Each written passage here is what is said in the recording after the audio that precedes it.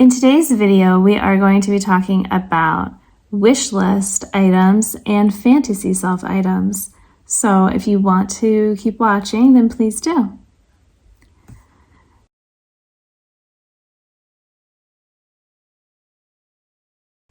So I was thinking about this video with what if I had all the money to spend on makeup, what would I buy? What would I want to have?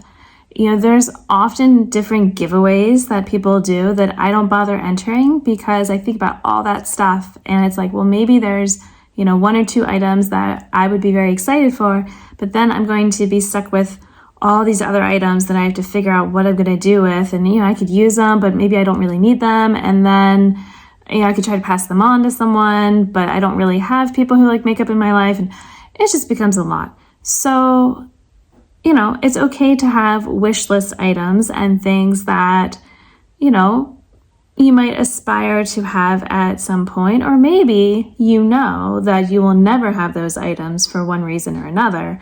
So what can we learn from those items? Are there some items that you feel like you want, but it's really your fantasy self wanting them? And what can we learn from that?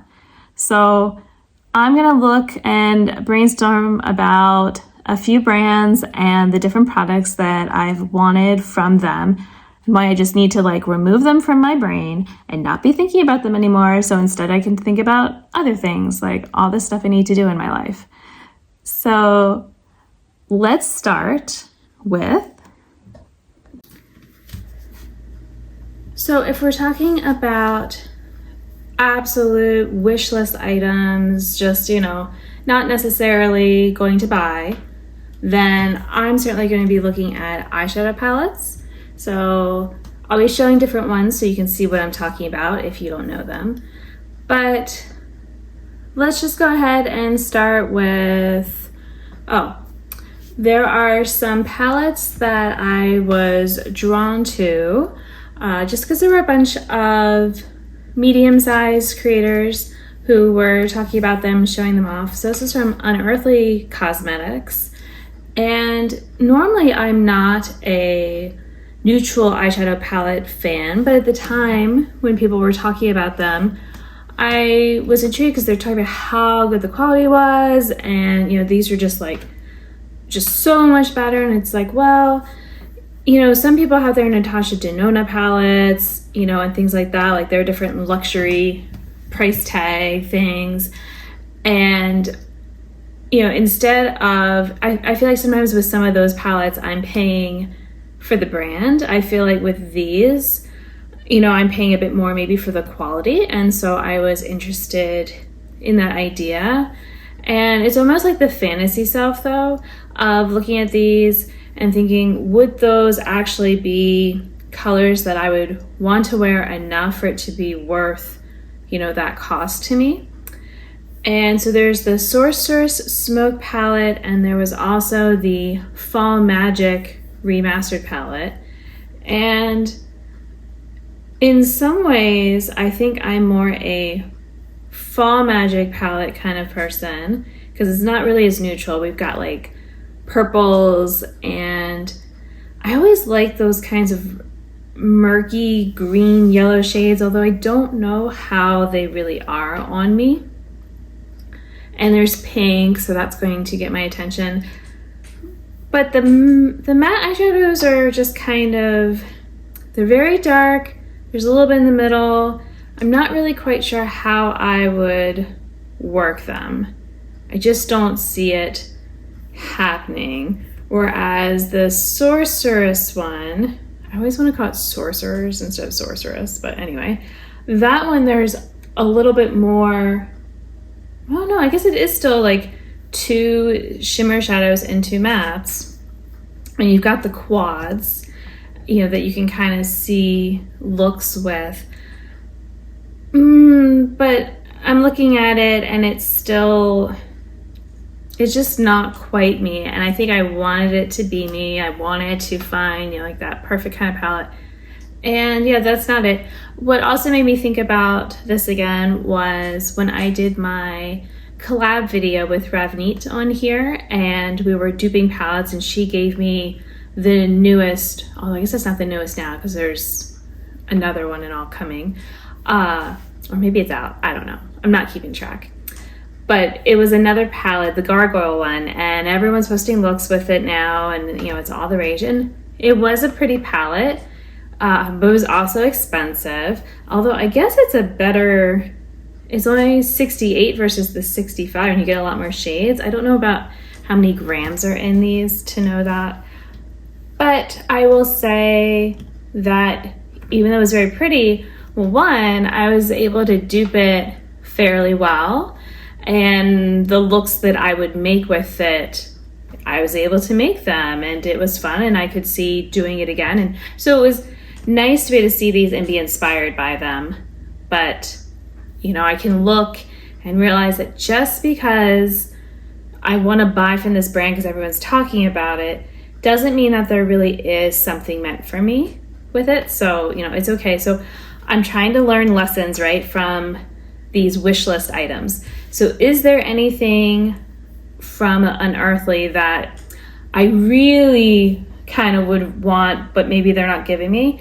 So like I said, I think it might be these sort of neutral-ish shades with the really sparkly shadows, but I feel like I have those in my collection. I just need to do more playing around with my singles and mixing and matching, doing some color stories, and maybe looking at some of these palettes and trying to dupe them and make the looks that I think I would make. I think that's what I'll take from the Unearthly wishlist items. All right, then I have the Bella Beauté bar. I've talked about them before, I believe, on here, and again, there's been multiple palettes that I was interested in from the get-go. And they've only gone up in price because they've remastered them and done different things, made them, magnetic, which is great. But, it's a lot of money for my hobby, so I don't want to do all that.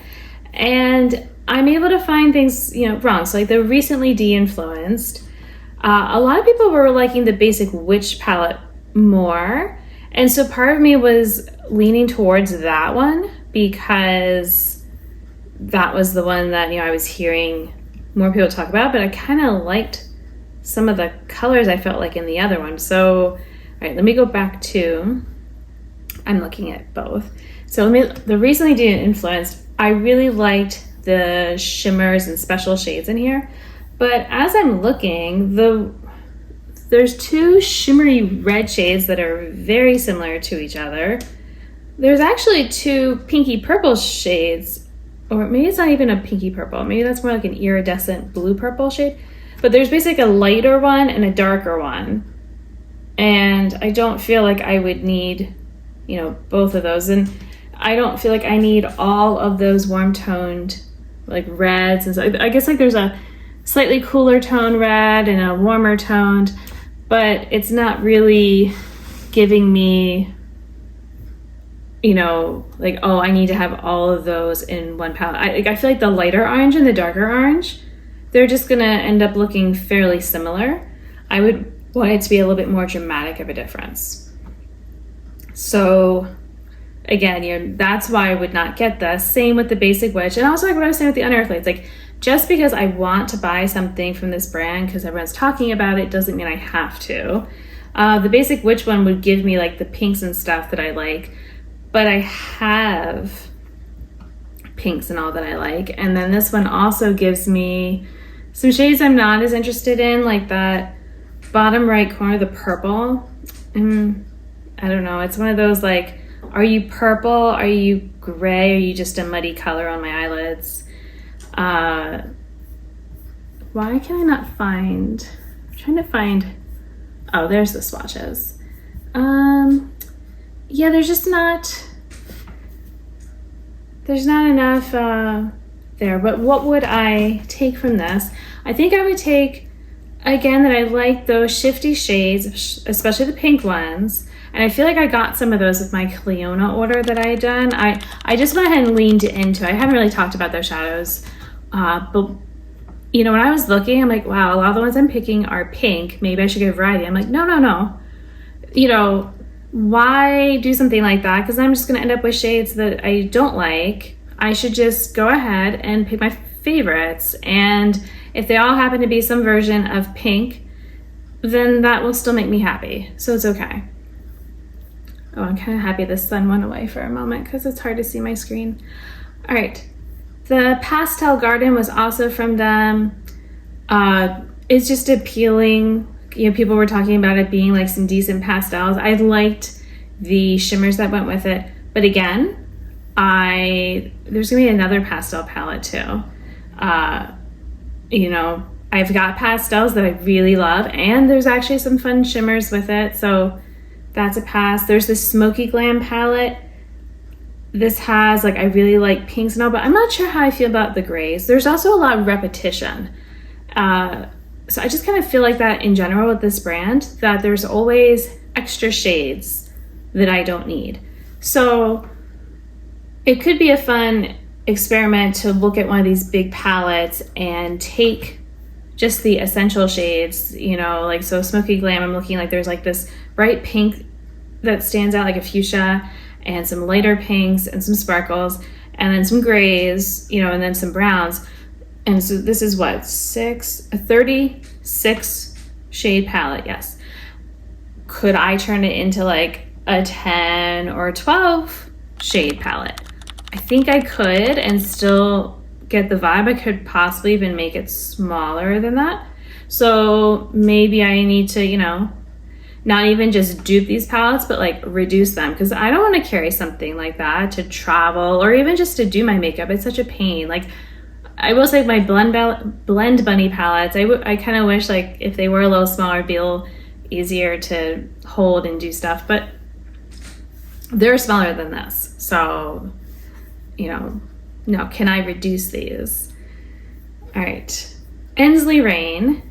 I marked a few of them to look at. So the first one I think was interested in, which one came out first? Cold Moon or The Lands of Enchantment? I feel like Cold Moon might have been first, or at least other ones that were along those lines. They have had a few like that. Let me talk about the pastel one first, The Lands of Enchantment.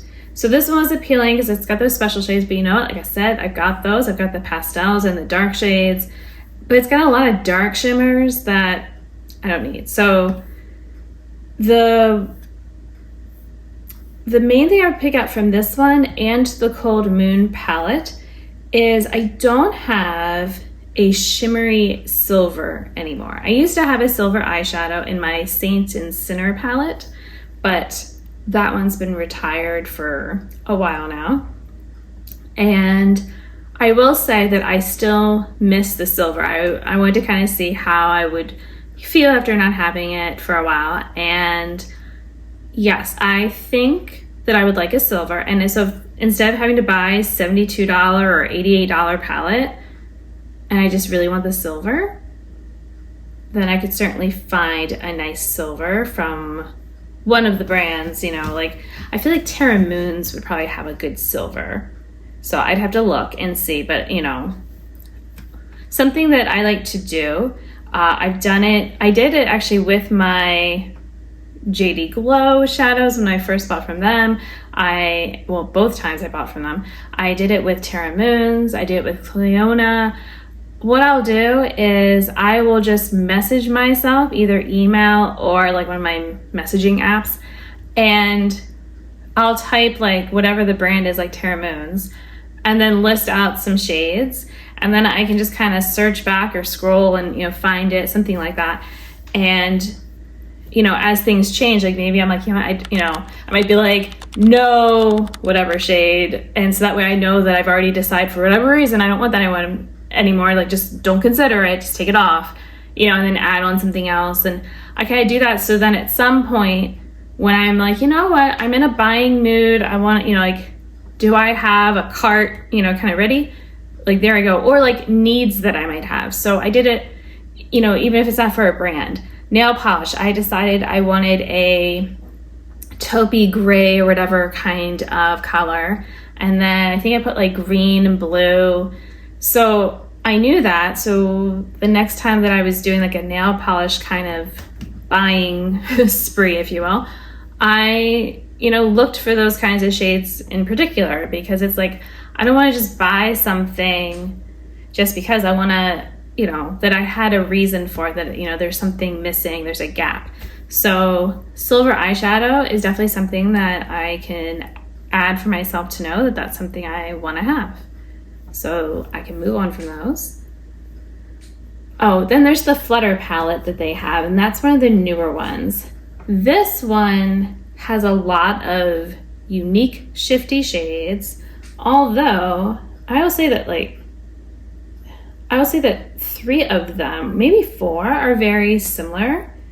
That I feel like a lot of shifty shades tend to shift green, and then you only kind of see the green and not as much the other colors. And it might be the other color that I like more. So like I'm noticing like a pink base or a purpley base or something. It's like, ooh, I like that. But then I have to have this green or teal like every time. And this one particular palette, so I mean, this is only, how many shades are in this? Yeah, so I thought 12. And yet I feel like, now I can't find that particular swatch photo that I just saw. Where was it? I want to say though, at least 3 or 4 of those 12 shades are very similar. Now, like Dewdrop looks really sparkly, but maybe it's a more textured shade. I don't know. But Sylph it looks like any of the different like blue, brown, but it feels like instead of blue, brown, a lot of the ones now are more of a mauve with the teal or something like that. So what? Teal mauve shades, so there's a lot of those, and I have them. The ones that are more unique, I don't see myself using. Like Pixie Petal is pretty. I don't know if I would. Oh, you know what? I do have a sparkly kind of fuchsia shade. I like it. I think I wish that was a little easier to use. So again, that could be a single eyeshadow that I buy versus buying this whole palette. I'm gonna go to Pat McGrath. So Pat McGrath, it's another one of those where I just feel like I need to own something. And they're very expensive. They've only gone up in price. So, part of me is like, oh, well, I should go ahead and pick my favorite mothership, so that, there's always these sales you hear about for her stuff, that when it actually goes on sale and, I could be ready to be like, I'm going to get that particular one, like Mothership 3 or whatever. So I look through and I honestly can't say that there's one that I would be in love with. Now, maybe I would like it more if I used it, but I honestly think that these are just not meant for me. Like the ones that have like a special shade in them, then they end up having a lot of like just other pinks and stuff and gold. I think that's the main thing, is that there's gold with almost every single one. And I just don't like gold eyeshadow like that, especially like a yellow gold. I think if it was more just like a white gold, that's something that I like.